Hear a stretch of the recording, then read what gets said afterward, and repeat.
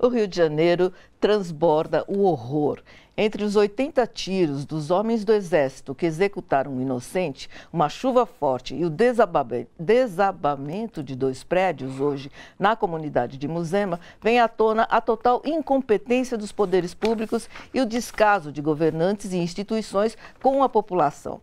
Sobre a tragédia dessa manhã, com mortos, feridos e desaparecidos, a Prefeitura informou que as construções são irregulares.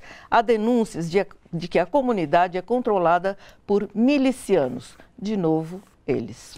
Para analisar as relações promíscuas entre o poder oficial e o paralelo e também como toda essa lama vem em avalanche e desaba sobre os cariocas, por Skype, o jornalista Fernando Brito, do blog Tijolaço. Boa tarde, Fernando.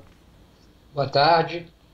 Seja bem-vindo. Eu queria que você analisasse para a gente qual é essa história por trás desses andares que vieram abaixo hoje.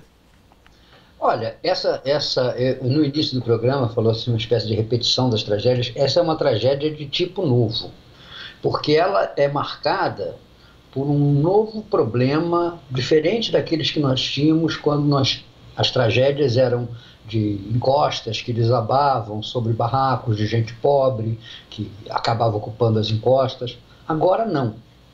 Agora é um novo quadro.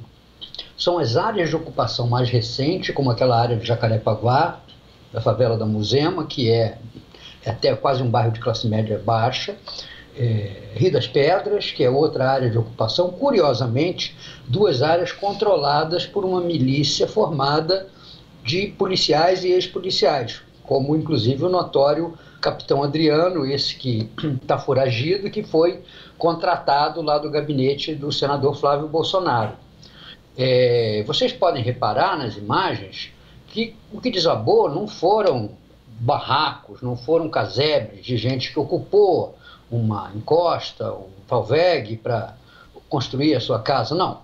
São terrenos grilados, ocupados de área de preservação, área pública, e construções, inclusive, repare, muito semelhantes umas às outras, dando toda a impressão de que foi o mesmo, entre aspas, empreendedor, que construiu aqueles prédios de maneira precária, de maneira insegura, e com a ausência do poder público e seus programas habitacionais, tornou-se a alternativa para gente de classe média baixa, que dispunha de 80, 100, 110, 120, 130 mil reais no máximo para comprar um imóvel relativamente próximo da área urbana da cidade, que é uma área muito bem servida de transportes, apesar de ser na Zona Oeste, é uma área servida de transportes, fica inclusive ao lado de um bairro tradicional que é o Itanhangá, onde há um clube de golfe, etc. Então, o que aconteceu? O próprio jornal Globo agora registra, de 1 ano e meio, 2 anos para cá, as construções irregulares ali, de prédios de 4, 5, 6, 7 andares, elas explodiram. São construções caras, que exigem cada uma delas, talvez 1 milhão, 1 milhão e 300, 1 milhão e 400, para você construir 30, 40 unidades habitacionais e vender com lucro de 100%, 150%, talvez mais ainda, porque o terreno foi obtido, digamos, de maneira gratuita.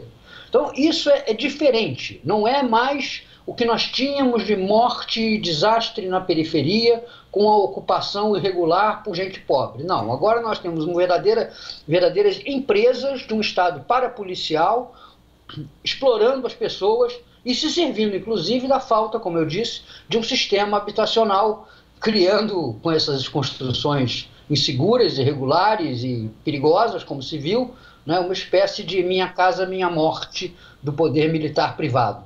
Agora, Fernando, deixa eu te perguntar uma coisa. As construções são irregulares e nasceram ali, cresceram, tal. Quer dizer, a prefeitura não pode, hipótese alguma, alegar desconhecimento de que aquilo estava ali acontecendo, não é? Não é esse não é o problema.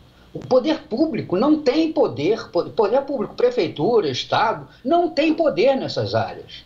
Essas áreas são dominadas por essas organizações parapoliciais. Não adianta, o fiscal da prefeitura vai lá, coitadinho, aquele funcionário com bloquinho de multa lá, escreve, cola lá na parede, interditada, 15 dias para regularizar ou demolir. Aquilo Vai, e o papel envelhece lá e ninguém pode fazer nada. Eles não têm controle. Eles não têm controle. Não interessa a ninguém mexer com essas estruturas que se formaram, porque essas estruturas são estruturas de poder político. Vá olhar os resultados eleitorais dessas áreas, Rio das Pedras, Muzema, etc. E você vai ver quem está hoje no poder se elegeu com maciças votações nesses locais, porque o eleitor de lá, ele é pressionado, intimidado a escolher essa gente. Alguns nem precisam ser, porque no final das contas esses são os beneméritos, os que mantêm afastado de lá o criminoso tradicional do tráfico. Olha, essa compreensão é tão torta, é tão desfigurada, que nós vimos há 2 dias atrás o ministro da Defesa, general Fernando Azevedo Silva, dizer que as milícias nasceram bem intencionadas e se desvirtuaram. Elas nunca foram bem intencionadas, sempre foram grupos criminosos que nasceram do Esquadrão da Morte, nasceram da Polícia Mineira, nasceram das práticas mafiosas de cobrar dos comerciantes e dos moradores pela proteção. Agora mesmo, está no jornal o Globo, os moradores daquele local onde ficam os prédios que caiu pagavam entre 60 e 100 reais mensalmente à milícia. Sim, agora... Então não é possível. Pois não. Queria que você comentasse um outro assunto do dia, Fernando, que é a questão da interferência do governo Bolsonaro na Petrobras. Então, a estatal chegou a anunciar que o valor médio do litro do combustível iria subir 5,74%. A partir de sexta-feira, Bolsonaro foi lá e mandou segurar esse preço. Não é uma contradição um governo autodenominado liberal intervir em preço de combustível? Eu acho que a contradição maior é, inclusive, da mídia. Porque isso aí era uma heresia quando se tratava de um governo de natureza popular, um governo de esquerda. Isso era uma heresia, era um atentado à liberdade de mercado. O atentado econômico que existe é uma empresa qualquer, inclusive a Petrobras, no meio de uma ameaça generalizada de subida da inflação, com 15 dias desde seu último aumento, decretar um aumento de 5,7% nos combustíveis. 5,7% é mais do que a inflação de todo um ano. Só que quando é o governo Bolsonaro que faz, bom, aí é legítimo, aí é necessário. Não. O que não é legítimo é a gente se acostumar à ideia de que o Estado não pode interferir no domínio econômico. Nesse governo que quase nunca faz qualquer coisa que tenha lógica, foi uma medida correta. É claro que talvez não seja uma medida que resolva o problema, porque os fatores que levaram a esse aumento, que são a subida do dólar e a subida do preço internacional do petróleo, não vão cessar tão cedo. E essa pressão vai se acumular. Não adianta resolver o problema hoje, na semana que vem, permitir outro reajuste, ele que seja de 3% ou 4%, menor do que o que seria autorizado hoje.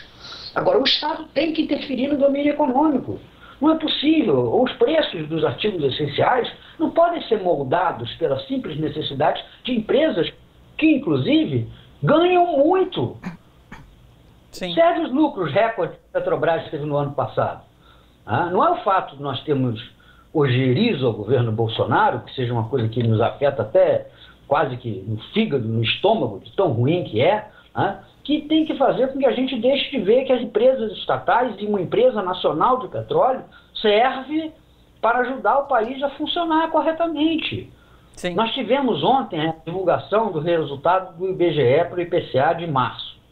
0,75%, a maior taxa desde março de 2009, se eu não me engano. Nós tivemos o índice geral de preços da Fundação Getúlio Vargas, do IBRE, revelando anteontem que há uma alteração nos primeiros 10 dias de abril de mais 0,65% nos preços. Quer dizer, essas taxas anualizadas, se repetissem todos os meses, levariam a inflação brasileira para o patamar de 8%, 9%, 10% no final do ano. Gente, bora fortalecer a TVT? É só clicar em inscrever-se e depois clicar no sininho. Pronto! Assim que pintar notícia nova, você fica sabendo no ato.